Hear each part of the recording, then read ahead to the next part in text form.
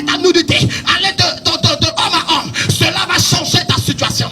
J'ai fini par comprendre. Les hommes, lorsqu'ils ont un vide en eux, ils préfèrent combler le vide avec quelque chose qui est vide.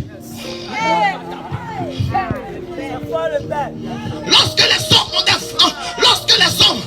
vide en eux, ils préfèrent combler le vide avec quelque chose qui est vide. Moi, je préfère combler le vide qu'en moi avec Jésus. Parce qu'il a dit dans sa parole, il dit, venez à moi, vous tous qui êtes fatigués et chargés, je vous donnerai du repos.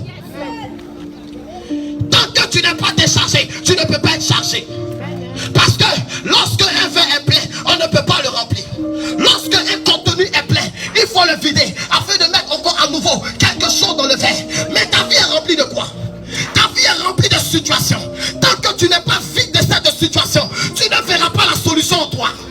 Mais la personne qui peut te vider s'appelle Jésus. Mais quand Jésus te vide, il ne laisse rien. Mais quand il vient te combler, il te comble avec des choses nouvelles que tu n'as jamais obtenues en toi. Regarde la situation que tu vis. Regarde le problème que tu traverses. La Bible dit, le malade de Bethesda se trouvait à la piscine. 38 ans de maladie. La façon qui fait les procès fatoska. Écoute-moi très bien. Il avait la mentalité de voir sa situation changer. Les broskataba. Mais j'ai compris que il avait la mentalité, la pensée de sortir du problème, mais il ne pouvait pas sortir. Il avait la mentalité, la pensée de sortir de la maladie, mais il ne pouvait pas. La maladie est entrée, mais lui, il ne pouvait pas faire sortir ce qui est entré en lui. Il fallait quelqu'un qui avait la capacité de faire sortir lorsque quelque chose entre dans la vie de l'homme.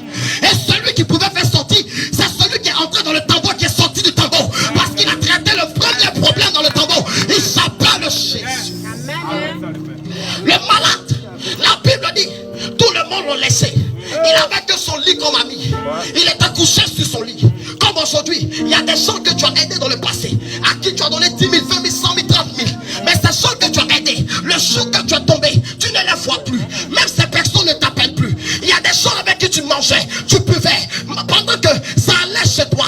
Mais le jour qu'une situation est entrée dans la vie, ces personnes, tu ne les vois plus. Il y a des gens que tu as relevés pendant qu'ils étaient cloués par les problèmes, pendant qu'ils étaient cloués par quelque chose de bizarre, pendant qu'il y avait quelque chose dans la vie. Mais ces personnes, quand tu les as relevés, aujourd'hui, tu ne les vois plus. Il y a des gens que tu as pris dans ta voiture, que tu as amené péché chez toi. Mais le jour que tu as tombé, voici ces personnes que tu ne vois plus. Mais je suis venu te dire, lorsque les hommes t'abandonnent, lorsque les hommes te quittent, parce que ton problème les fait fuir, il y a quelqu'un qui est rapproché par ton problème. Parce que ton problème peut faire fuir les hommes, mais ne fait pas fuir Dieu.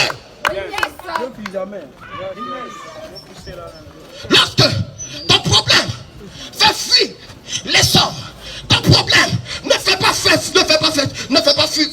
Dieu du moins. C'est pour te dire, bien aimé, les gens fuyaient le malade. Les gens le fuyaient. Oh, il a été des gens 38 ans, mais il avait quel âge? La Bible n'a pas mentionné.